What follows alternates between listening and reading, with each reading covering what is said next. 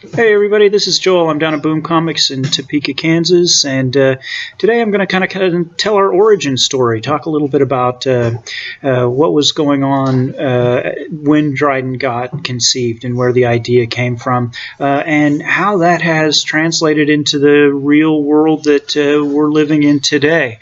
So those of you who've watched some of the other videos or know me know that I was having a fairly successful career as an author, mostly just selling articles to magazines and short stories and so on and so forth. When I really started getting very frustrated with this issue of rights, after we work very hard and we create something, we sell it to somebody, and either they use it one time on a first-time serial rights purchase or they buy it outright, and we don't own it anymore. And I was really frustrated with the sort of limitations in the scope of the worlds that I was able to work in, because I was either setting them up for a short story market or because the investment that it takes to write a novel, you then have to sit around and wait for an agent to discover you, or heaven forbid actually try to sell the book directly to a manufacturer yourself.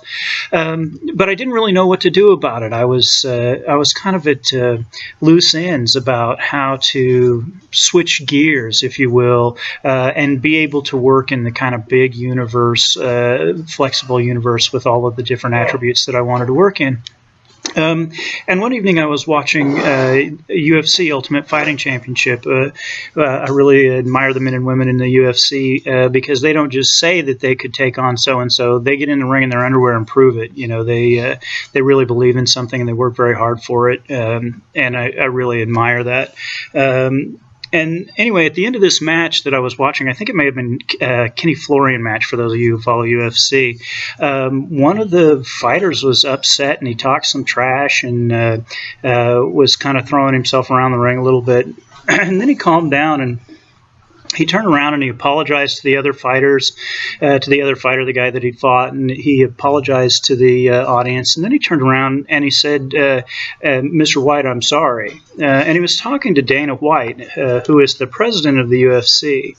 And it struck me as very odd. Here is this guy who is a fighter, a warrior, who puts it on the line, risks his health and safety in the ring, apologizing to Dana White, who is the president of the UFC. And it seemed very backwards to me, but it got me thinking about the relationship.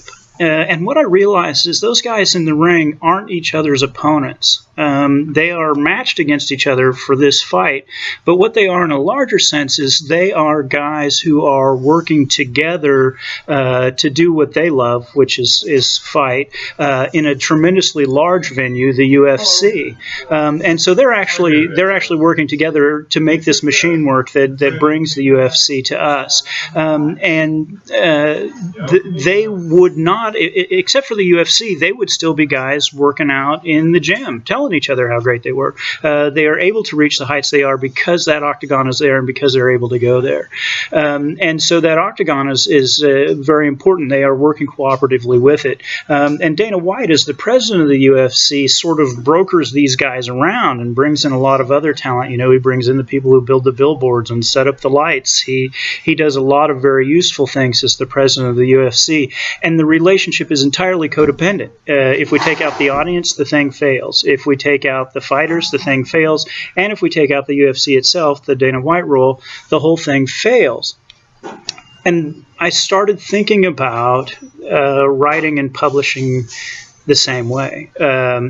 There are hundreds of guys out there who can do the book layout stuff that I can't do. There are thousands of men and women out there who understand the advertising and the book blogging and all of this sort of things that I don't understand. There are people who understand how to build websites, how to build video games. They know all of these things that I don't know how to do.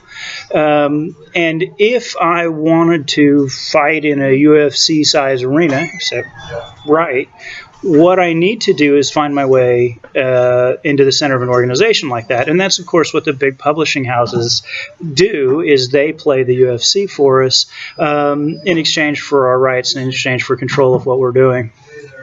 And from there, of course, you've heard the story. I discovered the Creative Commons 3.0, and I started building the Dryden Experiment. And it is absolutely a product of that argument that broke out in the UFC that evening, because I realized that I could play the Dana White role. I could set up the ring. I could write the faster than light travel rules. I could write the history. I could set up the Facebook fan page. I could do all of the things it would take to bring the other fighters in, except instead of working against each other to try to get a contract from a publisher, we're now working together. Other people can write in our universe. Other people can draw in our universe. And it's all completely available under the Creative Commons license. We don't ever have to sell it to anybody. We can own our own products, and we can make our own profits off of our own products without ever having to give up licensing, just by sharing the Creative Commons in the universe. So exactly my concept was, I want to do what Dana White does, except I want to do it with fiction, with this fiction universe that I want to create. Okay, well, that's a pretty big imagination. That's a pretty big dream. Let's talk about my week this week, okay? I finished the story that I'm actually writing in the Dryden Experiment. Is called Alder's World, and it's about a spaceship that has misadventures, of course, because what's the point in telling the story if there's no misadventures? And I'm publishing it as a serial. It's going to be either a 3 or a 4-part story, and the first part is ready for release. In fact, it has been released on Amazon and Kindle, and it has sold 2 copies. All right, well, that's what happens if you enter a market with 13 million books in it and 0 advertising budget, right? You sold 2 copies. But that's not all that's happening to my book. It's really kind of interesting, because here's the thing, is that the alien species that is encountered in that book is the technoprey, who were invented by Gavin. And so I've worked with Gavin. You know, I send him an email and say, hey, Gavin, I was wondering if blah, blah, blah happened in my book. And he's, no, I don't think that would work, because, and you know, we're working together on this book, and my name's on the signature line, but in a lot of ways, Gavin's writing this book, right? He's really contributed a lot to the species. Gavin's also a really first-rate graphic designer, and he wanted to do the book covers too. And I said, absolutely, man. That's what we're all about. Come on in. And he put some of his images of the technoprey out, available for anybody. Go out to the Dryden Authors and Artists page out on Facebook and check them out. They're available and free to use. He built several custom images for the Dryden Experiment. Or I'm sorry, for Alder's Tale, which is the book that I'm working on. And he did the layout. He formatted the cover for me. Well, that's fantastic. You know, I've got a really first-rate cover. Well, we ended up with kind of 2 different images that we liked for the cover. And one of the things that I'm doing is building a relationship here with Boom Comics, because they were very open and very friendly, happy to put our books on the shelf. I approached the other comic book store here in Topeka, and I couldn't get the time of day, but Matt, who runs Boom, took a look at what we were doing and said, yeah, we love to support local stuff, put it on the shelf. So I video from down here specifically to kind of give him some support back. Anyway, so I have these 2 covers, and I said, you know what we ought to do, Gavin, is we ought to do one of these is the regular cover, and one of them is the Boom cover. We've got 2 covers, right? Well, Gavin liked that idea. I came down here to Matthew. Of course, Matthew thinks it's a great idea. He has a custom cover for his book, so we wrote some limited edition text as well. There's a few thousand words in there that aren't in the regular edition version, and we put 2 covers. So now my book not only has a regular edition cover, it also has a limited edition cover. So then the next thing that happened was I was talking to Matt, and I said, we want to do a launch party. Are you interested in doing a launch party? And we're still working on the dates. Matt's out of town this week, but we're going to come right here, and we're going to throw a launch party for a book that's only ever sold 2 copies, with its 2 alternate covers and its alternate content, right? Then the next thing that happened is that Daniel Hunt, who writes about the TerraCore Marines in the Dryden Experiment, sent me an email, and he said, hey, I found this place that does posters really cheap, and I'd like to just kind of do something to support Dryden. Would you like to have some posters? Well, this is, you know, he has put a lot into our universe and put it under shared commons, and he takes advantage of our available content as well, and wanted to do something. And I said, well, we're about to do a book release. You want to do posters for the book release? And he said, sure. So Gavin sent a customized image of the limited edition cover off to Dan, and I found out today that they are now at press. I don't know when I'll have them in my hand.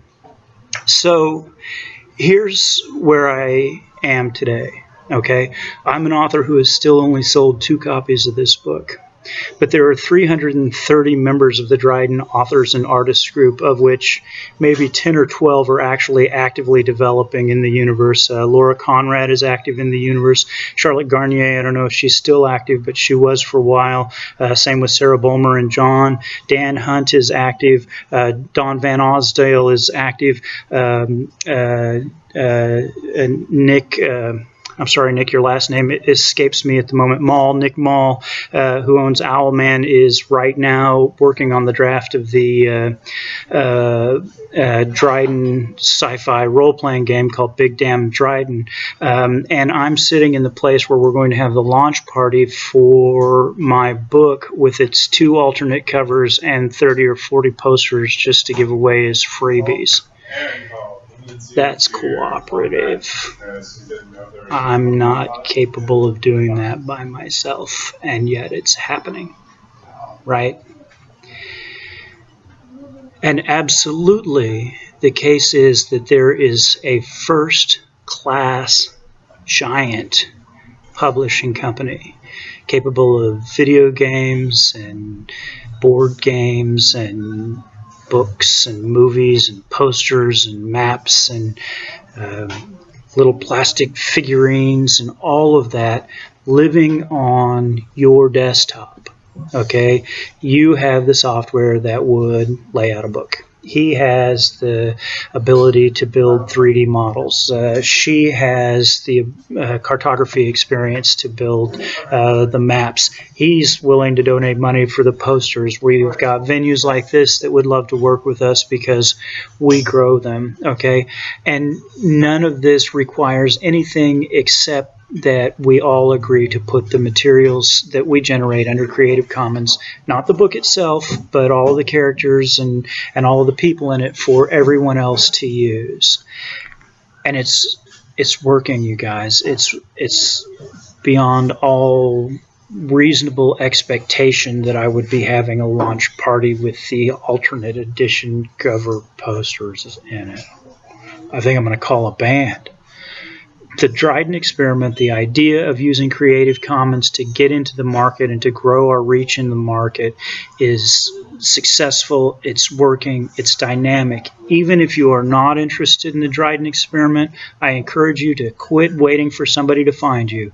Quit taking rejection letters, quit querying agents. Find somebody you know who can add the piece that you don't have and work with them to get you and them into the market on your own. Okay, the very highest level of Maslow's hierarchy of needs is self-actualization. I spend my evenings sending emails to Gavin that say things like, well, Gavin, I love that poster. It's a beautiful poster. I'm just concerned about the font. That is so much better than waiting for the next rejection letter. How many rejection letters do you need before you're ready to take on and take control for yourself? All right. Just had a fabulous evening this last evening, getting great news about Dryden all the way around. I wanted to share the joy with you all. Thank you very much. I'm Joel, and this is Boom Comics.